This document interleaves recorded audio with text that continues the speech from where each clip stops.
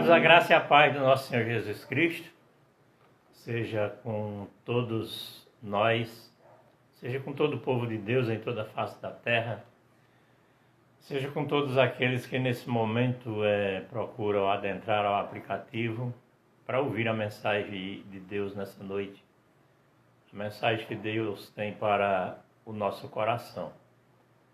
Eu quero convidar a você repassar na realidade esses links para os seus amigos, parentes, para que seja alcançado um número maior de pessoas. Eu agradeço a presença de todos. Sei que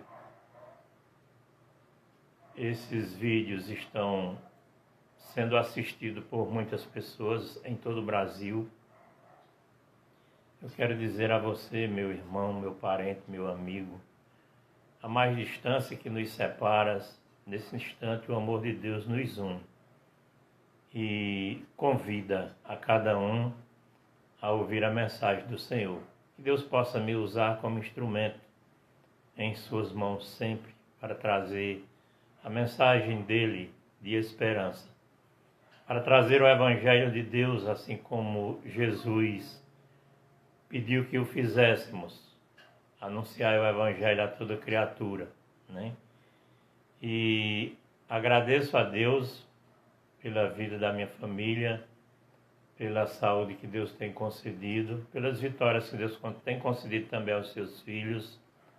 A minha esposa, graças a Deus, já está bem recuperada e eu estou ainda sobre o escudo de Deus e vou permanecer até que assim Ele o queira. E quero dizer que é motivo de alegria também, saber que muitos irmãos da igreja estão vencendo esse vírus, estão vencendo em Cristo Jesus, atribuindo suas curas e a sua resistência a Deus. Que Deus continue abençoando a nossa família. Hoje, apesar de ter tido a notícia da morte de um parente distante, mas é um parente. O pai dele era sobrinho do meu pai, é conhecido como Zé de Deó. Faleceu lá na cidade de Santana de Mangueira e fica as minhas condolências à família e o meu pedido a Deus que envie o seu Espírito Consolador a cada um dos parentes para que o console. Eu quero convidar nesse instante, e a você também que já está nos assistindo, a entoar o hino 344 dos Salmos e Hino, que é o nosso Salmos da nossa Igreja Evangélica Congregacional da UISB, que tem como título Fala a Minha Alma. E que Deus possa falar também a sua alma nessa noite.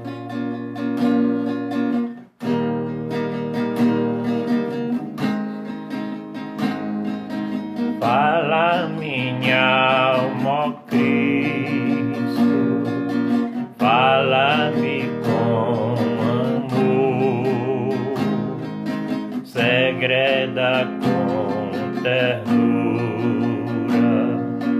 eu sou teu Salvador, faze-me bem disposto para te obedecer, sempre louvar teu nome e dedicar-te o ser. Faz-me ouvir bem manso, em suave murmurar, na cruz verti meu sangue para te libertar. Fala-me cada dia, fala com terno amor, segreda o meu ouvido, tu tens Fala-me sempre, ó Cristo, dá-me orientação, concede-me alegria e gozo em oração, faze-me consagrado, muito pronto a trabalhar para do reino eterno a vinda abreviar. Faz-me ouvir bem manso, em suave murmurar, na cruz verti meu sangue para te libertar. Fala-me cada dia, fala com terno amor, segreda ao meu ouvido, tu tens um Salvador. Como na antiguidade mostravas teu querer, revela-me hoje e sempre qual seja o meu dever. A ti somente eu quero louvores entoar, teu nome eternamente engrandecer e honrar. Faz-me ouvir bem manso, em suave murmurar, na cruz verti meu sangue para te libertar. Fala-me cada dia, fala com terno amor, segreda ao meu ouvido, tu tens um Salvador.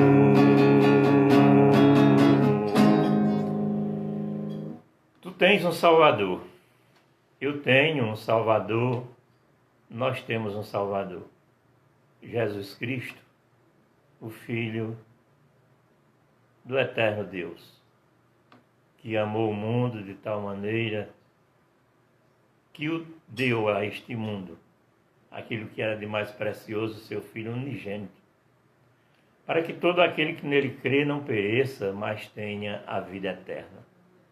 Na realidade, esse hino que foi cantado, ele tem uma letra profunda, né, a respeito do projeto de Deus para a nossa salvação.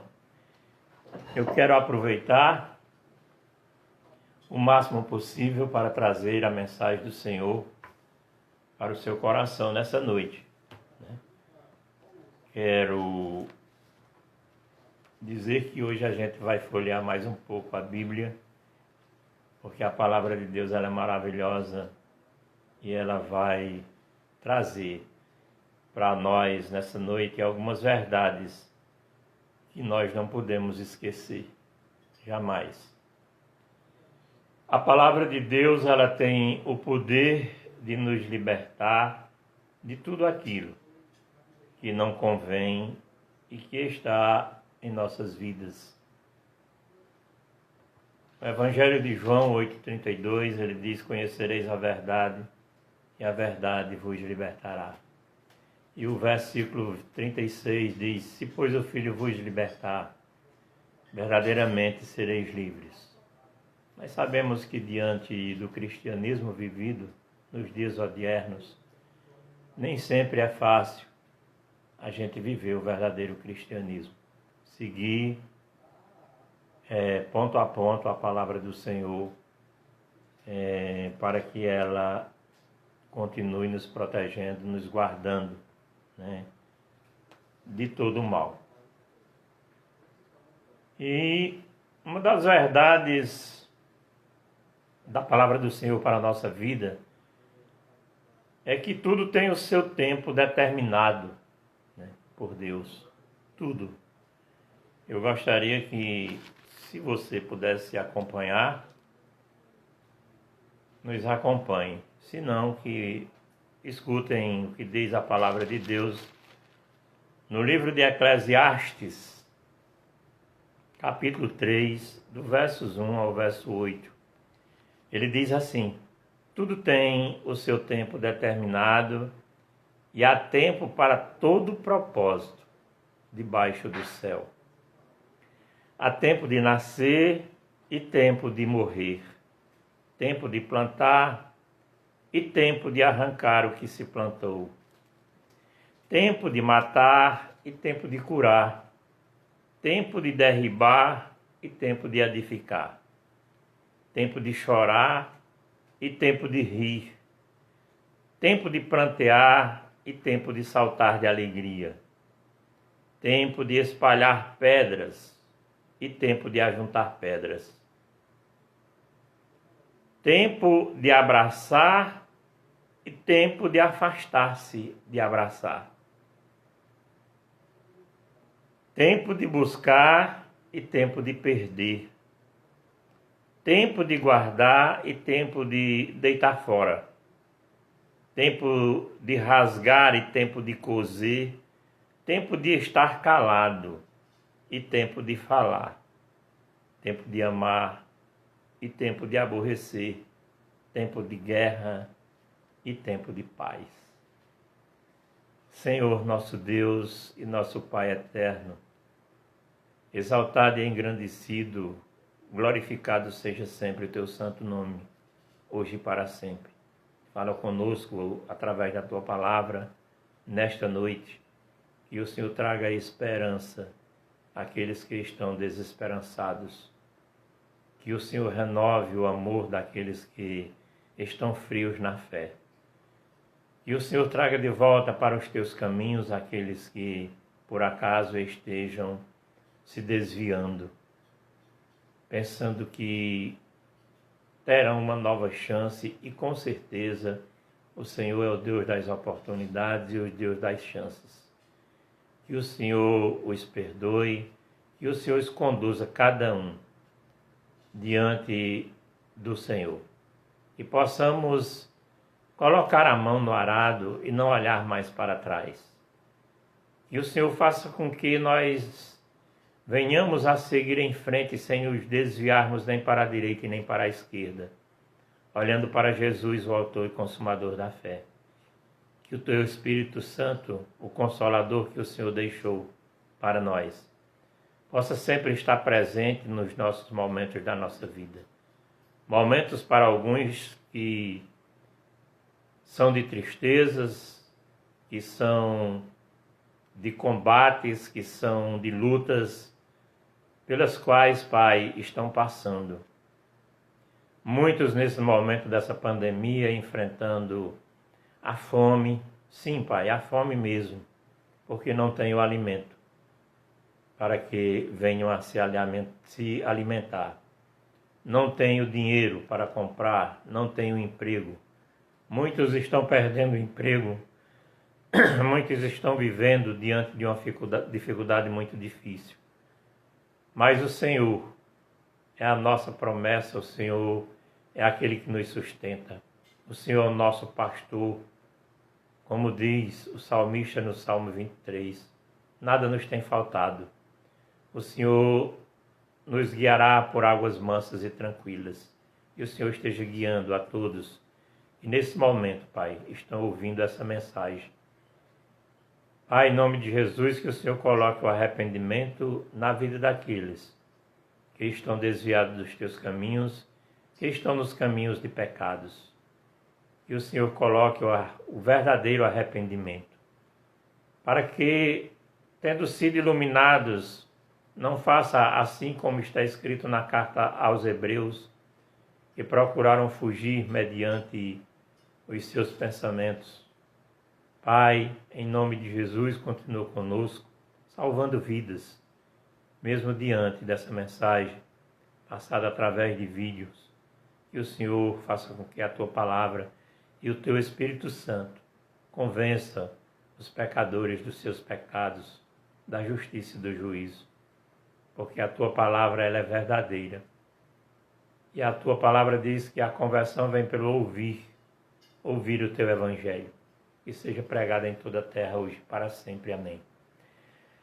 Queridos, essa passagem de Eclesiastes, ela nos mostra, na verdade, que estamos vivendo muitos desses momentos, né?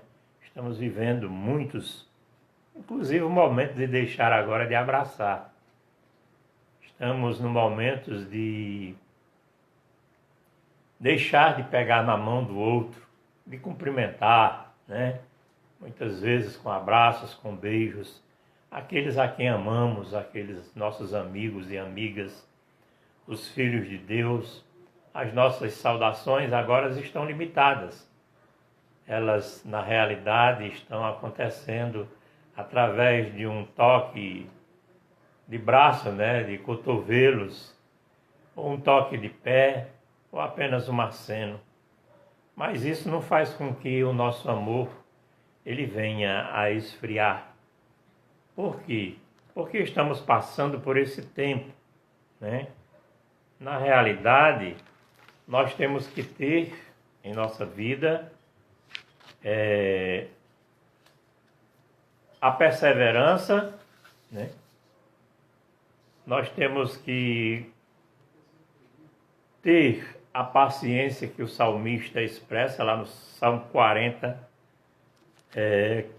versos 1, né, que diz o seguinte, Salmos 40, versos 1, diz: esperei confiantemente pelo Senhor, Ele se inclinou para mim e me ouviu quando clamei por socorro. Então, a palavra é que você, né, venha a ser paciente e aguarde o tempo determinado de Deus na sua vida para determinadas situações. Que seja perseverante, que haja esperança, que você confie e entregue a Deus as dificuldades, tudo aquilo que aflige a sua alma. Faça como o salmista no Salmo 37, verso 5, quando ele diz: entrega o teu caminho ao Senhor, confia nele e o mais ele fará. Então compete a você confiar, entregar e descansar no Senhor. Saber que Ele é poderoso para fazer infinitamente muito mais além do que aquilo que pedimos, que necessitamos, ou até mesmo imaginamos em pedir. Deus pode nos conceder. Uma outra verdade que nós não podemos esquecer é que uma escolha errada ela pode trazer consequências irreparáveis na nossa vida. São consequências que passamos a pagar preços altos por isso. E eu que o diga, não vou citar aqui porque o meu testemunho é profundo com relação a isso, mas eu sei que cada um também pode ter cometido um erro, né? Em não ser paciente, em esperar, em ser paciente, a escolher, a escolha que ele faz, se era de Deus ou se não era de Deus. Quando é de Deus, Deus nos confirma, através da paz que Ele traz ao nosso coração. Quando não vem de Deus, continuamos inquietos e aí muitas vezes caminhamos por caminhos errados. Eu quero aqui citar alguns exemplos bíblicos de algumas escolhas erradas, né? E as suas consequências foram graves. Nós temos a escolha do profeta Jonas, né? E ele escolheu não obedecer a Deus. Foi contrário àquilo que Deus tinha pedido a ele. Jonas, Deus dá uma ordem a ele para ele ir para a cidade de Nínive, fazer uma pregação que não era muito teológica, que não era uma pregação talvez tomando muito tempo das pessoas, mas eram poucas palavras. Era pedindo ao povo de Nínive que se arrependesse, porque se não se arrependesse em 40 dias, Deus iria destruir a Nínive. E Deus, na realidade, esperava com certeza que Jonas fosse obediente. Mas Jonas fugiu, comprando uma passagem para Tarsis, que ficava ao contrário, e isso causou um erro muito grande para aquelas pessoas daquele navio. Causou uma tempestade no mar, muito grande, a ponto das pessoas lançarem fora tudo que havia no navio. E depois de lançarem sorte, descobriram que Jonas estava bem tranquilo, lá no fundo do navio, dormindo. E ao acordá-lo, eles perguntaram quem Jonas era, quem era o Deus de Jonas.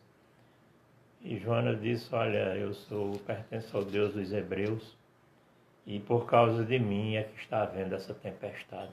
Ele sabia que tinha causado esse grande mal, fugindo da presença de Deus. É como o crente em pecado. O crente, quando ele está em pecados, ele é perigoso até a pessoa estar perto, porque acontecem tragédias como essa que aconteceu com Jonas, né? O navio tentando afundar. Então, é melhor se afastar do crente em pecado e não concordar com ele, mandar ele se voltar para Deus, porque as consequências são gravíssimas. Nós temos também uma outra consequência bíblica sobre Sansão, né? Sansão, ele, apesar de ter sido escolhido também por Deus para livrar a nação de Israel, dos filisteus, ele foi um homem que dava muito valor ao prazer da carne.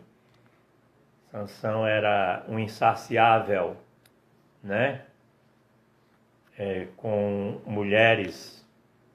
E a consequência de Sansão, na verdade, foi que ele terminou sendo escravo dos filisteus, passou uma vergonha muito grande, apesar de Deus ter ouvido a sua última oração, né, feita por ele. Foi a questão de destruir o prédio que estava amarrado, furaram seus olhos, né, o cegaram, e ele pediu novamente a Deus e se agarrou às duas pilastras do templo, matando mais gente do que quando ele tinha guerreado contra os filisteus. Mas as consequências da escolha errada, ela é grave na vida daqueles que temem ao Senhor. Temos também um outro caso bíblico, é o caso de Judas, que vendeu por algumas moedas de prata, vendeu a Cristo, né? A consequência dele foi mais grave ainda, né? Ele suicidou-se, né? Felizmente. Temos outro exemplo de uma escolha errada, foi a do filho pródigo, né?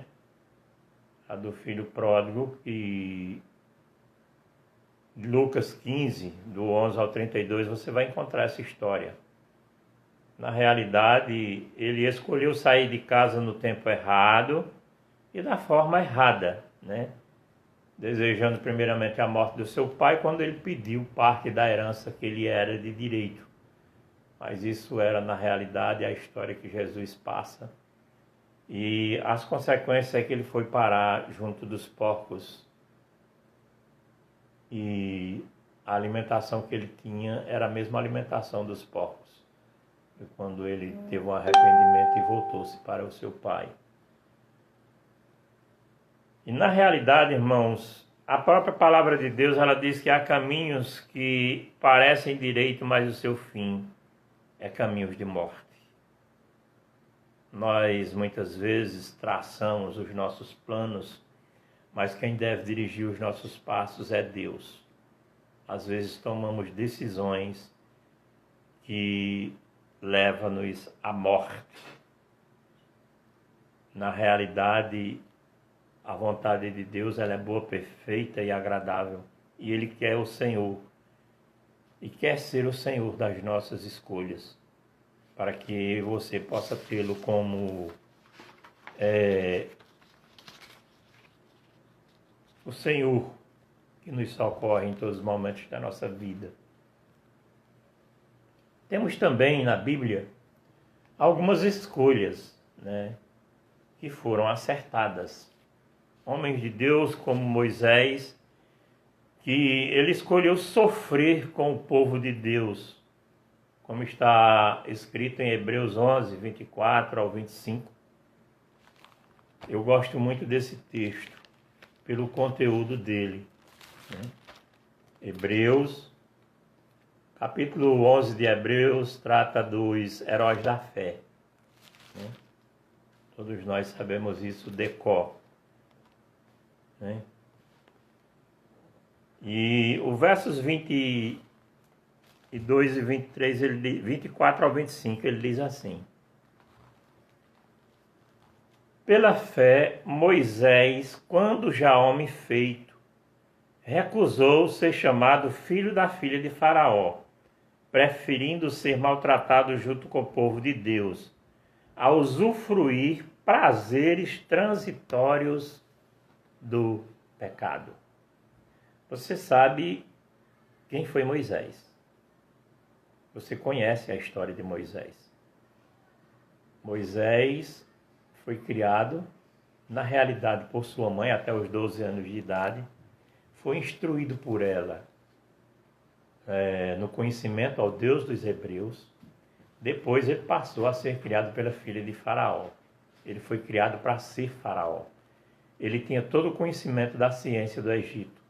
No entanto, Deus o escolheu para tirar o povo da escravidão, que há mais de 430 anos estava no Egito.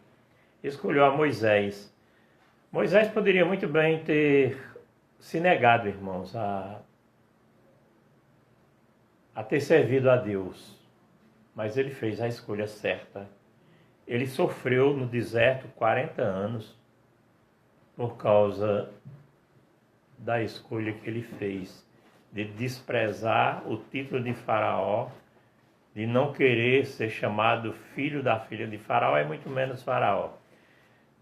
Ele desprezou todas as riquezas do Egito, coisas que os homens de Deus hoje eles correm atrás das riquezas. Cada um que quer depenar o outro ao ponto de constituir grandes riquezas sobre a face da terra. Uns têm propriedade para alugar, diz eles que a propriedade pertence à igreja, mas que aluga para criar o próprio gado, enquanto os fiéis são depenados, não tem nem sequer uma ovelha para criar. Mas cabe a cada um fazer suas escolhas e escolher os seus líderes. Os líderes, homens de Deus, da Bíblia, foram homens ricos, como Moisés, como Abraão, riquíssimo, mas as suas riquezas eram dedicadas ao serviço do Senhor e eles tinham uma vida digna diante de Deus. Não vivia de defraudar ninguém. O que eles tinham era ganho honestamente. Na realidade, esse era o sentido das riquezas e é o sentido das riquezas para os homens de Deus. Muitas oportunidades, irmãos, elas são únicas na nossa vida. Isso aí nós sabemos. Quando se tem convicção da vontade de Deus nas oportunidades que surgem, a gente não deve brincar, Nós temos aqui uma passagem que fala a respeito disso. É o cego de Jericó, está lá em Lucas 18, 35 ao 42. O cego de Jericó escutou aquela grande zoada das pessoas caminhando quando Jesus vinha com eles. E dali ele perguntou o que era aquilo e disseram que era Jesus de Nazaré que estava passando. E ele ali começa a clamar: Jesus, filho de Davi, tem compaixão de mim. As pessoas, muitos queriam que Jesus não o escutasse. Mas ele não se deixou calar, cada vez mais gritava: Jesus, filho de Davi, tem compaixão de mim. E Jesus, chegando próximo a ele, né, atendeu ao chamado dele. Que queres que eu te faça? Senhor, que eu torne a ver. Na realidade, Jesus trouxe a visão ao cego de Jericó. Então foi uma oportunidade única que ele teve na vida, né? Nós temos também uma outra oportunidade maravilhosa, que é Jacó, quando ele passou uma noite lutando com um anjo. Essa história está lá em Gênesis 32, do 22 ao 32. E Jacó passou a noite lutando com o anjo e não soltou. Ao amanhecer, foi quando o anjo perguntou como era o nome de Jacó. Jacó disse: meu nome é Jacó, que o significado não é muito bom, né? Significa trapaceiro. E Deus disse: olha, Jacó, não se chamarás mais Jacó, mas sim Israel, pai de muitas nações. A gente conhece a história de Jacó, uma história tremenda. E foi a oportunidade que ele teve de lutar uma noite todinha com Deus. Ficou manco, mas saiu com a sua bênção. E eu quero dizer que muitas pessoas não atingem o sucesso em muitas áreas da vida porque não levam a sério as oportunidades que Deus dá. Outra coisa, irmãos, que é interessante observarmos, né? Na realidade, essas verdades que não podemos esquecer, é a lei da semeadura. Saber que ela é infalível, né? A lei da semeadura. Semear é opcional, colher é obrigatório. Se você não gosta do que está colhendo, olhe para trás e veja o que foi plantado. Há uma passagem em 2 Coríntios, capítulo 9, versos 6, que diz assim: e isto afirmo, aquele que semeia pouco, pouco também ceifará, e o que semeia com fartura, com abundância também ceifará. É impossível, na realidade, colher laranja quando se planta, digamos que um abacaxi. É impossível. Nós temos que entender que palavras são sementes. Palavras são sementes. Provérbios 18, versos 21 diz assim: a morte e a vida estão no poder da língua. O que bem a utiliza, come do seu fruto. A morte e a vida estão no poder da língua. O que bem a utiliza, come do seu fruto.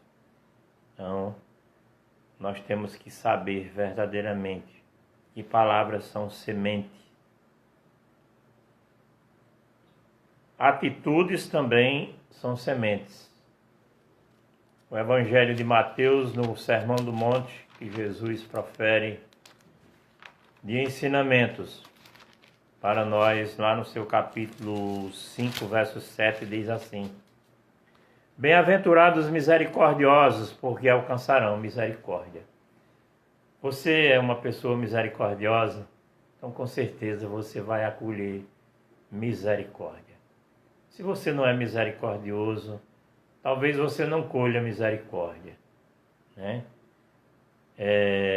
Temos também uma verdade que não podemos esquecer, que não basta estar na igreja, estar no templo. É preciso ser igreja.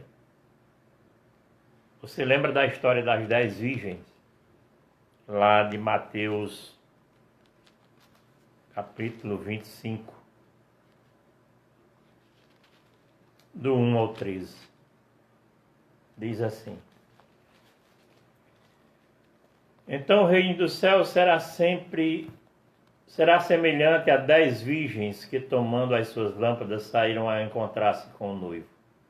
5 dentre elas eram nécias e 5 prudentes. As nécias, ao tomarem as suas lâmpadas, não levaram azeite consigo. Olha só a negligência. Isso aqui Jesus está falando, irmãos, a respeito de nós cristãos, que muitas vezes negligenciamos o nosso cristianismo. No entanto, as prudentes, além das lâmpadas, levaram azeite nas vasilhas. E tardando o noivo, foram todas tomadas de sono e adormeceram.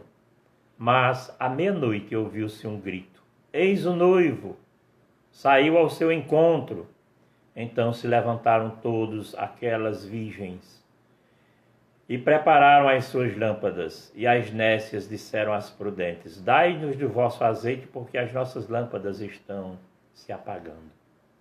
Mas as prudentes responderam: Não, para que não nos falte a nós e a vós outras. Ide antes aos que o vendem e comprai-o. E saindo elas para comprar, chegou o noivo, e as que estavam apercebidas entraram com ele para as bodas, e fechou-se a porta.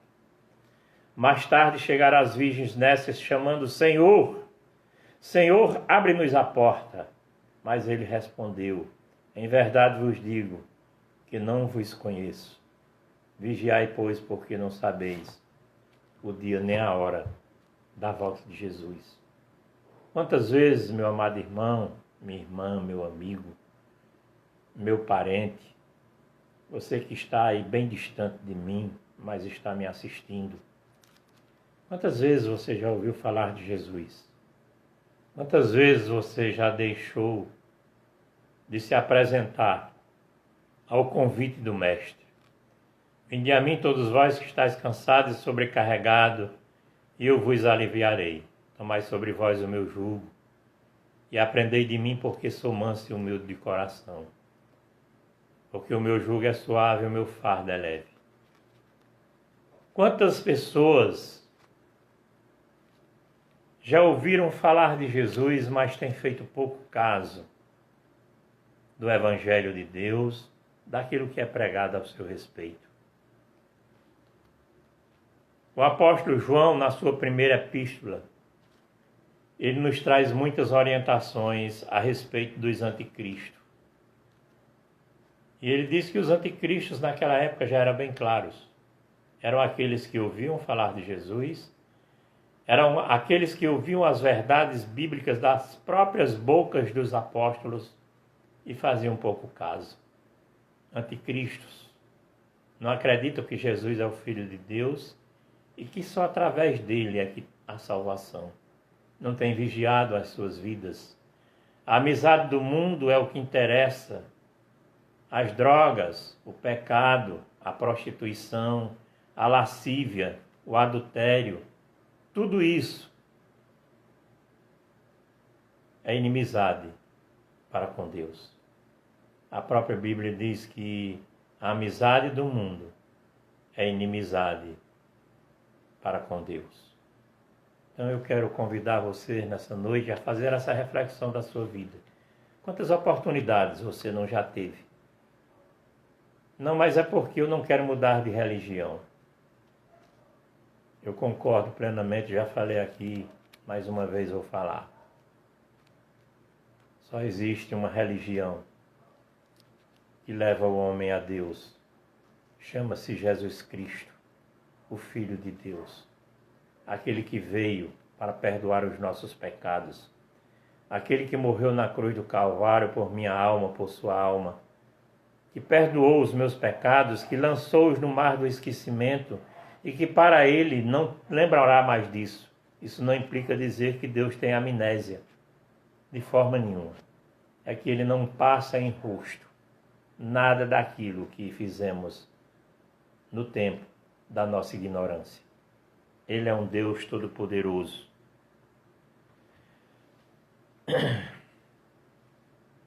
Esse exemplo das 10 virgens é que não basta você estar dentro do templo, mas ser parte da igreja. Eu vou convidar a você, se possível for, abrir sua Bíblia na carta de João, que eu falei há tão pouco tempo. Quais são os exemplos das marcas da igreja?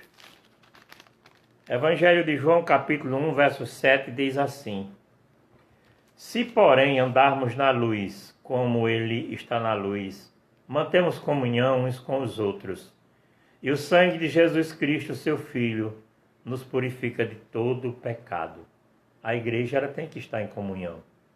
A igreja é aquela que está em comunhão com o Senhor, mesmo em meio a essa pandemia. Ela está orando por você, a igreja está orando por todos aqueles que precisam de socorro divino.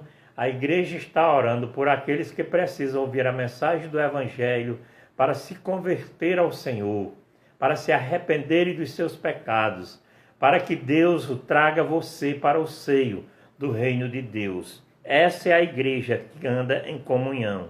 A igreja também, ela anda em santificação. 1 Tessalonicenses, 1 Tessalonicenses, capítulo 4, versos 3 e 4, diz assim: Pois esta é a vontade de Deus, a vossa santificação, que vos abstenhais da prostituição, que cada um de vós saiba possuir o próprio corpo em santificação e honra. Amados, se o nosso corpo ele é templo do Espírito Santo, então ele não pode ser templo para coisas ruins. Ele não pode ser templo para estar tendo relações com a esposa e tendo relações lá fora com a prostituta. Ele não pode estar deixando de ter relações com a esposa e se prostituindo lá no mundo achando que está certinho. Não porque eu achei uma bonitinha, uma cheirosinha, mas aquela dali é a gastosa que você achou na sua vida. É aquela que vai destruir tudo quanto você tem. Até o seu corpo é destruído, né? Perdão, irmãos. Na realidade, muitas pessoas estão embriagadas, envolvidas, talvez, na realidade, por uma paixão infâmia, né? Que faz com que você deixe os caminhos do Senhor para estar se prostituindo. Você deixa sua esposa, você deixa seus filhos, você deixa o seu lar por uma que vai destruir tudo quanto você construiu. E você está pensando que Deus o tem você por enganado? Para aí, meu irmão. Que ideia é essa? A Bíblia diz que Deus não tem nem sequer o ímpio, ou seja, aquele que vive na prática da impiedade, ele tem por inocente. Imagine você que se diz ter conhecido o Evangelho do Senhor Jesus Cristo. Obrigado.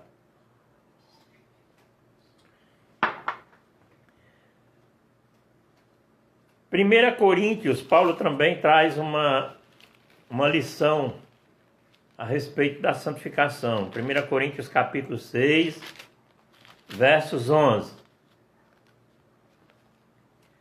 Tais fostes alguns de vós, mas vós os lavastes, mas fostes santificados, mas fostes justificados em nome do Senhor Jesus Cristo e no Espírito do nosso Deus. O seu corpo é templo do Espírito Santo, então não pode ser corpo de uma prostituta. O seu corpo é templo do Espírito Santo, então não pode ser um corpo das drogas. O seu corpo é templo do Espírito Santo, então não pode ser um templo de vícios.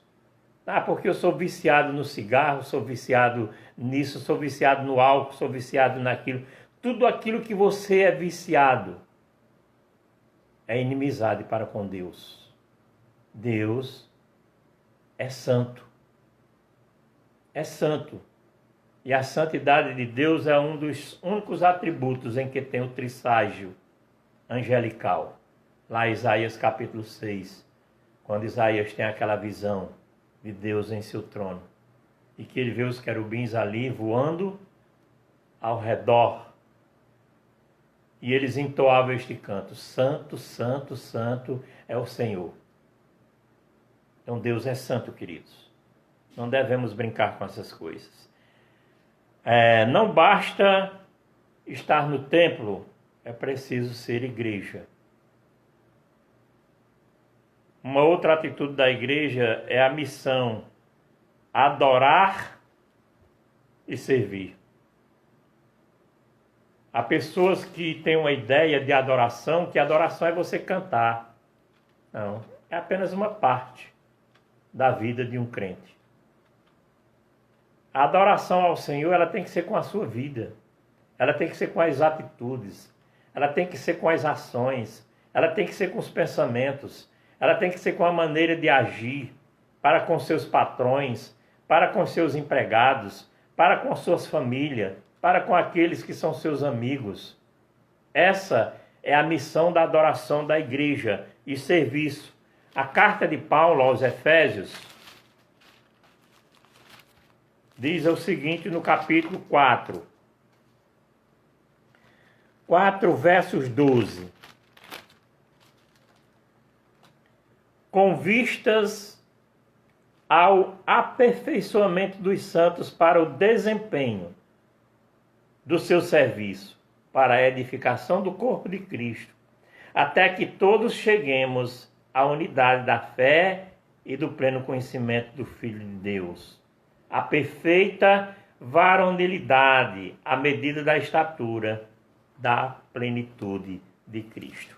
E veja agora o versos 16, o que ele diz: de quem todo o corpo, bem ajustado e consolidado pelo auxílio de toda junta, segundo a justa cooperação de cada parte, efetua o seu próprio aumento para a edificação de si mesmo em amor. Esse versículo é conhecido da Igreja Evangélica Congregacional da Esplanada, porque ele está num painel lá na igreja há alguns anos. Então nós somos corpos de Cristo, somos igreja de Cristo, a nossa missão é servir e adorar. E também a missão da igreja é vitória sobre o inferno. Evangelho de Mateus, capítulo 16, Mateus 16, versos 18, diz assim: também eu te digo que tu és Pedro, sobre esta pedra edificarei a minha igreja, e as portas do inferno não prevalecerão contra ela. Amados, a igreja de Deus, ela é intocável. A igreja de Deus, ela tem o poder de Deus. É por isso que nós temos que fazer nossas palavras do apóstolo Paulo, quando ele diz lá em Romanos que não se envergonha do evangelho, o qual é o poder de Deus para a salvação de todo aquele que crê. Então, louvado seja Deus que eu e nem você possa esquecer dessa mensagem tremenda de Deus para as nossas vidas. Deus, eu quero dizer que apesar de tudo isso, você que está distante dos caminhos do Senhor, você que já teve várias oportunidades de ouvir o Evangelho e que nunca tomou uma decisão, você que muitas vezes não se acha digno de querer ser um crente agora, quando Deus chama, Ele nos chama, Ele vai em busca de nós, Ele nos dá muitas oportunidades na vida, assim como dá a você. Você tem que entender que você foi criado para louvor e glória de Deus. Você não foi criado para viver num mundo de pecados. Você não foi criado para viver numa vida de iniquidade. Você não foi criado para viver numa vida de desonestidade. Você não foi criado para fraudar os outros, para ser um fraudulento. Você foi criado para ser um cristão, servindo a Deus com alegria. A carta de Paulo aos Efésios, no capítulo 1, o versos 5 e 6 diz assim: nos predestinou para Ele, para a adoção de filhos, por meio de Jesus Cristo, segundo o beneplácito de sua vontade. O 6 ele diz: para louvor da glória de sua graça, que Ele nos concedeu gratuitamente no amado. E o 12 ele diz assim: a fim de sermos para louvor da sua glória, nós os que de antemão esperamos em Cristo. Louvado seja o nome do Senhor. Então Deus é um Deus que não desiste de você. E eu quero só repetir aquele verso que eu disse aqui a você do início. Deus amou o mundo, João 3,16. Deus amou o mundo de tal maneira que deu seu Filho unigênito, para que todo aquele que nele crê não pereça, mas tenha a vida eterna. Que Deus possa te abençoar, que Deus possa te fortalecer, que Deus possa restaurar a sua esperança, que Deus possa restaurar o seu cristianismo, o qual você está envergonhando o nome do Senhor Jesus Cristo. Você um dia esteve na igreja, hoje você está no mundo, e você sabe que está no caminho errado. Hoje você está se prostituindo, achando que está fazendo a coisa certa. Mas tenha certeza que Deus não lhe tem por enganado. No entanto, se você se arrepender verdadeiramente e se voltar para Deus, Ele estará pronto para recebê-lo. Porque Ele amou o mundo de tal maneira que deu o seu Filho unigênito, para que todo aquele que nele crê não pereça, mas tenha a vida eterna. Aquele que crê será salvo. Aquele que não crê, a própria palavra de Deus diz que já está condenados, porque todos pecaram e destituídos estão da glória de Deus, e todos carecem da graça de Deus para a salvação. Pela graça sois salvos mediante a fé. Isto não vem de vós, é dom de Deus, não vem das obras para que ninguém se glorie, porque somos feitura sua, criado a Cristo Jesus. Criados em Cristo Jesus para as boas obras, a qual Deus nos dá essa capacidade. Eu quero convidar a você a se inscrever no nosso canal, a convidar pessoas a se inscreverem nesse canal, para que esse canal chegue mais distante, a mais pessoas para ouvir a palavra do Senhor. Ainda existem homens de Deus que pregam o verdadeiro evangelho de Deus. A Bíblia ela só tem dois sentidos. É de mostrar a condenação do ser humano e de mostrar a salvação do ser humano. A Bíblia não é feita para se ganhar dinheiro. A Bíblia não é feita como livro de prosperidade. A Bíblia é feita como palavra de Deus para mim e para você, para que eu e você vivam uma vida digna aqui na face da terra. Para que quando um dia nós chegarmos nos céus, Deus possa dizer: vinde, benditos do meu Pai. Ouvir de Jesus, entrai no gozo eterno. Isso é maravilhoso. Então se inscrevam, repasse esse canal para os amigos e eu quero, nesse instante, orar encerrando. Pai Santo e Pai amado, eu te agradeço pelas pessoas as quais nessa noite tiveram o privilégio de ouvir a tua palavra. Que o teu Espírito Santo agora, Pai, cabe a ele fazer a boa obra na vida dessas pessoas, porque a tua própria palavra diz que é ele quem convence o homem do pecado, da justiça e do juízo. E a conversão ela vem pelo ouvir e ouvir a palavra de Deus. Eu expressei, Pai, aquilo que está escrito na tua palavra. Não expressei os desejos do meu coração. O desejo do meu coração era mesmo o desejo do apóstolo Paulo. E se fosse possível, ele iria até para o inferno, para salvar os seus. Então, Senhor, tenha misericórdia da minha família, dos meus parentes, dos meus amigos, dos meus inimigos. Alcance a cada um, assim como o Senhor me alcançou. Livre-os de todo mal, guarde-os de todo mal. Pai, deste mundo em que jaz o maligno, deste mundo de pecado, que traz tragédias a famílias, que traz separação, que traz a dor, que traz a tristeza ao coração da humanidade. Deus nos ajude a sermos exemplo de cristão. Que o amor de Deus, o nosso eterno Pai, a graça salvadora do nosso Senhor Jesus Cristo e as doces consolações do Espírito Santo seja com todo o povo de Deus em toda a face da terra, hoje e para sempre. Amém.